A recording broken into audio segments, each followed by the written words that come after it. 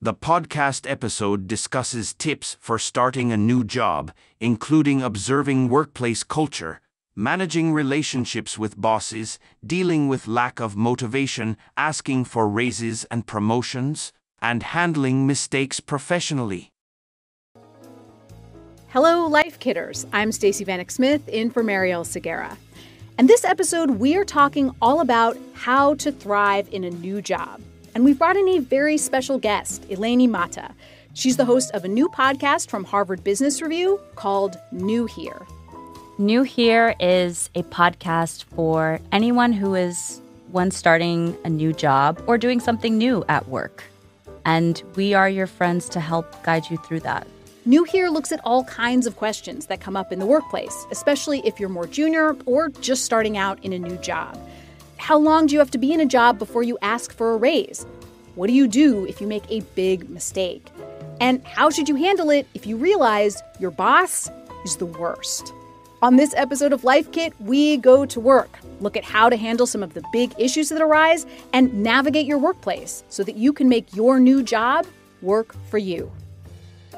Eleni Mata, host of New Here, thank you so much for joining us. I wanted to start out a little bit broadly. So let's say you start a new job and you are just trying to get the lay of the land, figure out the culture of this new workplace. At New Here, you did an episode all about this, and you spoke with an expert who a lot of us know and really love. So for this episode, we talked to actress, comedian, and author Sarah Cooper. And we wanted to talk to her because she has a corporate background.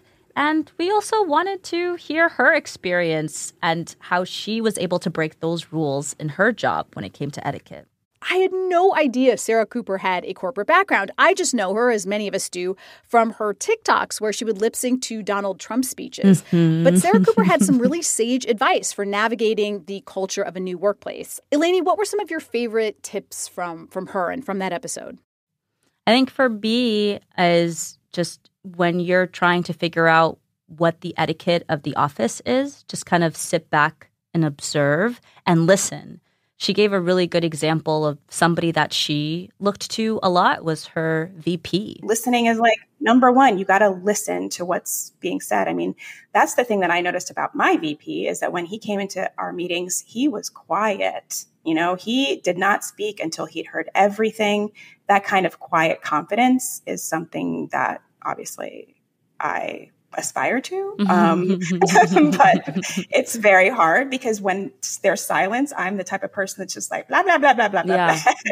That was wonderful. And what I thought it was such a smart point because I feel like she's right. There is a lot of confidence associated with silence, but I have tended to think about it the other way. I see people who talk a lot in meetings as confident. And I feel like often when I'm feeling insecure, I won't say anything.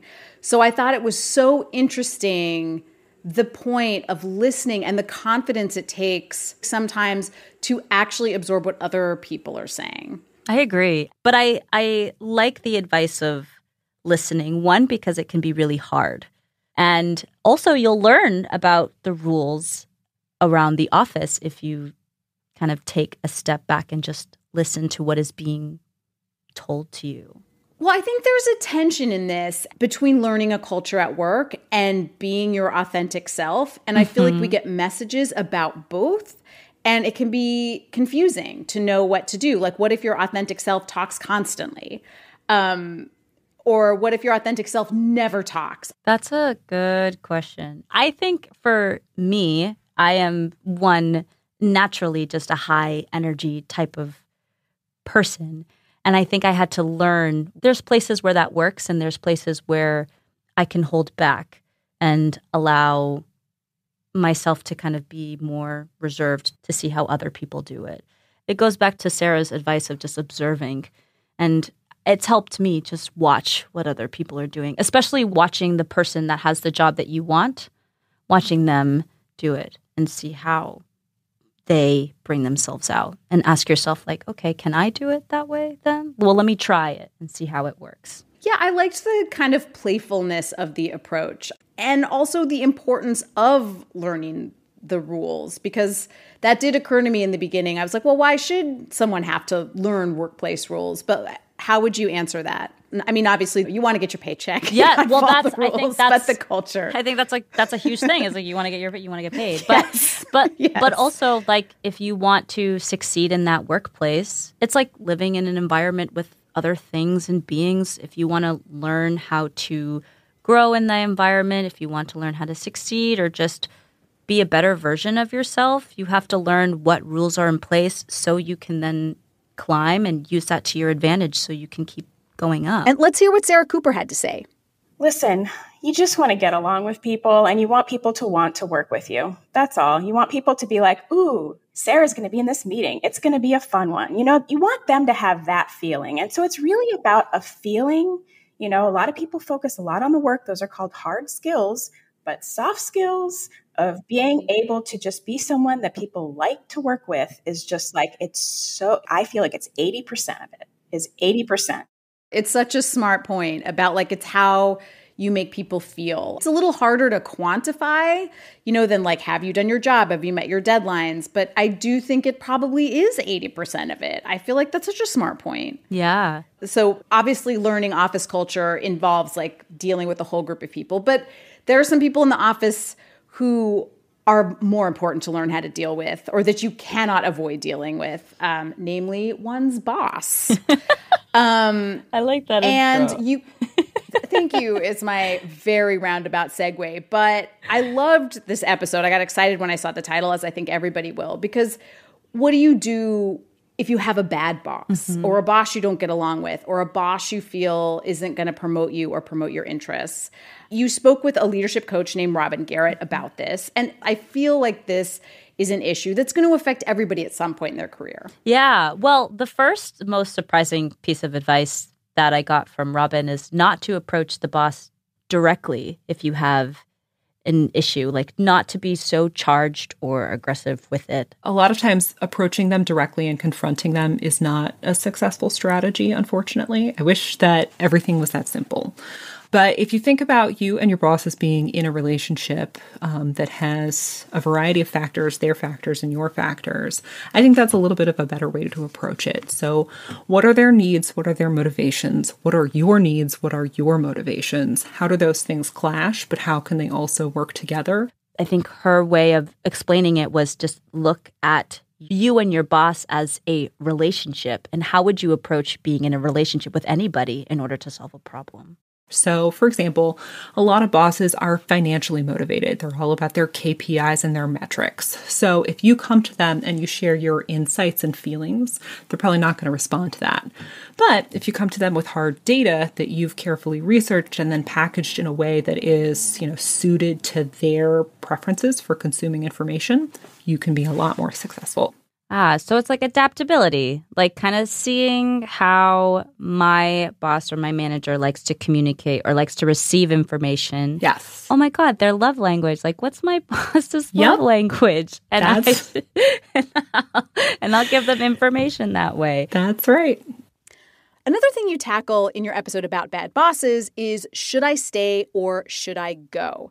And Robin was actually very clear on how to answer this question. She says it comes down to knowing your own values. And if you realize that dealing with your boss is going to cause you to have to compromise on your values as a worker or as a person, that is probably a deal breaker. Yeah. And sometimes I think the hardest part is that sometimes you're in a position where you can't leave the job for like financial reasons or anything. And that's really, really hard.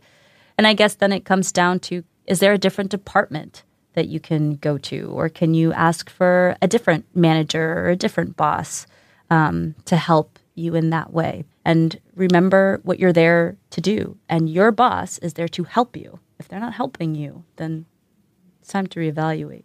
Yes. But of course, difficulties in the workplace don't always come from outside. Sometimes they come from inside. And one of the episodes that you did was about feeling a lack of motivation, which I thought was very smart because it's something we've heard about a lot.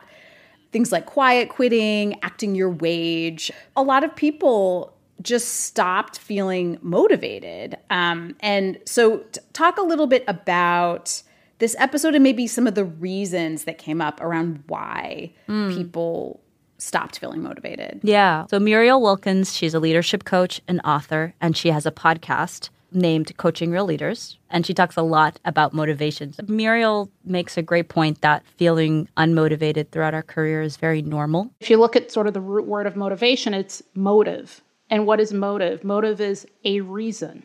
When we don't feel motivation at work, it's because we don't feel a reason to go to work, do the work, do what's expected of us. And when we feel motivation, there's something that gives us a reason to be able to do that. I think the real question is, what's your reason? Some of the reasons that she gave us for like feeling unmotivated early in your career are like lack of competency, probably feeling like you're not able to do the job or you're not able to do what's given to you at the time, lack of affirmation and feedback, and misaligned expectations. You discussed in this episode a few different moments when people feel unmotivated, maybe coming back from parental leave, maybe after a long vacation, maybe just burnout. So maybe talk about some of the different reasons and the different reactions, because I do think this also could be a case of do I stay or do I go? That's a thing for a lot of people is like when you go on vacation, you have this break and you have a moment to kind of think about yourself outside of work and what you want and what you're looking for. And then you come back to work and you have this moment of like, is this really something that I need to keep doing? Is this something that's actually leading me to my goal or this bigger picture? And one thing that we had talked about, and I always talk about, is journaling. If you just write down when you're feeling unmotivated at work, after a while you can start reading back and realizing when are these moments that you are noticing that you're feeling unmotivated and start identifying a pattern. And that can help you kind of figure out what the next step is for you or what the best decision is. Well, one thing I think that can often affect people's feelings of motivation and has, I know in my own experience, affected my feelings of like motivation comes up a lot, like around promotions and raises. Mm-hmm. You did a great episode on promotions and raises with a lot of really good solid advice. So what were some of the things that you learned from this? Yeah. So for this episode, we talked to two experts, author and personal finance expert Annalise Gada and author and career advisor Gorik Ng. And what they both mentioned is that asking for a raise or for promotion is an ongoing process. You plant the seed and you cultivate it. A raise and the conversation that hopefully leads to that raise isn't just something you want to wake up one day and say, okay, I'm going to set up a meeting. In an ideal world, you're coming at this having already had a couple of other conversations with folks around this person or this decision. And that means building allies and mentors at this workplace as early as your first day or even before then to understand how do things actually work around here. Okay, so now when? Okay, when do you ask for this raise? How soon is too soon? How do you know what the right timing is? Yeah. So Annalise answered this really nicely, and she recommends not to ask until you hit that 6-month mark, but to start that conversation can happen earlier than that. I do believe that, if you spend maybe 6 months, then you have a track record of performing and exceeding expectations, and you can make a stronger case. But also I want to talk about the folks who have been at a company for longer than a year, and they're waiting until the next performance review. I think by then it's probably too late. I think you want to have the conversation at the beginning of the year when the goals are being set so that you know exactly how you're going to be reviewed and so that you can keep a record of how you're exceeding expectations so that when the time comes later in the year, you can go to your manager and say, well, as I mentioned earlier this year, I really want to get a raise. And this is all of the things that I did to warrant me basically asking for a raise. Because the challenge with waiting until performance review time is that the budget might just not be there anymore. So we now know when, but how? How do you ask for this raise? Because I feel like this can be so hard for people. Yeah. Well, I think first, if you don't have reoccurring one-on-ones with your manager or boss, you should definitely set that up. And one-on-ones are just like a dedicated set time, whether that's 30, 45 minutes to an hour that you have a conversation with your boss where you can talk about your goals, your obstacles, any questions. Remember, your boss manager is there to help guide you into this world of working in this company. That should also just be a safe space for you to ask those questions in those one-on-ones with your boss and manager, and they will help you kind of stay aligned with that path. What about like numbers to get really nuts and bolts? I mean, do you walk in with the like, $60,000 or bust, or is it 60,000-ish, or what? Do you walk in with a hard number or not? Yeah, so Annalise gave us a really nice piece of advice here. She says you need to walk in with 2 numbers. So do your research, see what your market value is, go with the 2 numbers, the amount that you want, but also go with like the highest amount. Like, so see that range, remember your worth, remember your value and what you're doing in that position. And that's what these reoccurring meetings for, to remind your boss and manager what your value is so that number is justifiable. Well, there are, of course, moments in the workplace when things don't go that well. No. They don't go as planned. You make a big mistake. And you did a wonderful episode about what to do if you really mess up at work. I loved this episode because it was some really funny things came up. And of course, I started thinking about all the mistakes I have made in my own job. But what are some general tips for people who really mess up and it's bad? So for this episode, we talked to radio journalist Priska Neely, and we wanted to get the advice from a manager so we could give the employees the manager's perspective of what happens when I make a mistake. What is my manager thinking? And she has been on both sides, her getting up to this position herself and now managing others. And what her advice is when you make a mistake is kind of own up to it. I think the most important thing is just really like, are they coming to me? Are they letting me know about it? If they're in a situation like that in the future, are they making the same mistake? Does it feel like they've learned a lesson, or does it feel like they are just like, ugh, whatever? One of the things I loved about the advice that Priska gave, too, was so owning it, but then also moving forward, which I thought was really interesting because I think there can be I think there can be a tendency, I have a tendency to really dwell on if I make a mistake to just like apologize over and over again or to keep owning it. Same. And Priska said that was like not necessarily the best approach. Yeah, she came up with something like, is this a mistake that I'm making up on my own, like based on my own expectations? Or is this something, that is based on the rules set for me to follow? And I think one thing that she said was, in this position, she was trying to ask her mentors, like, how do I do this? How do I, go about this position? And a lot of her mentors was like, I don't know. I've never been in your position before. So she had to embrace her job and embrace her processes and acknowledge, this is a hard job. I'm going to make mistakes, but I can still do it. And I just have to keep doing it, and I'm going to learn how to keep doing it because nobody else is going to do it. One last thing that I did want to ask you about was obviously you talked to all these different experts about all these different aspects of the workplace, but this is also your job and like a newish job. So I wanted to ask you, I mean, I guess it's a little meta, but what has that been like for you? Yeah, I mean, well, what's funny? It's like when you give advice and you sometimes you don't follow your own advice and you're kind of reminded of oh yes.